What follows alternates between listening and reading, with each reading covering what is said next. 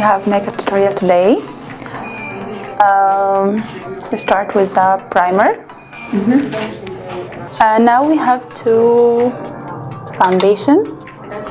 If you want the full coverage using this brush.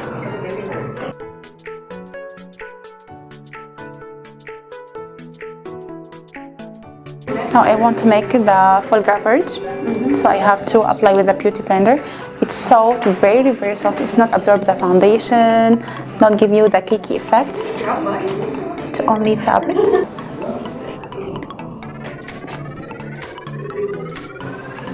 Also, if I need the corrector, I use it with the same brush.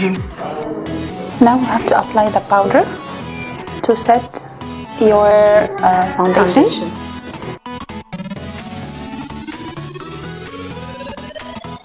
The blender brush you can use for all eyes and also blender.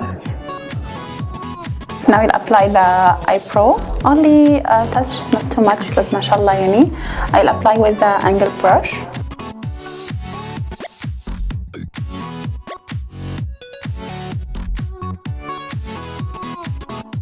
Now we'll apply the lipstick.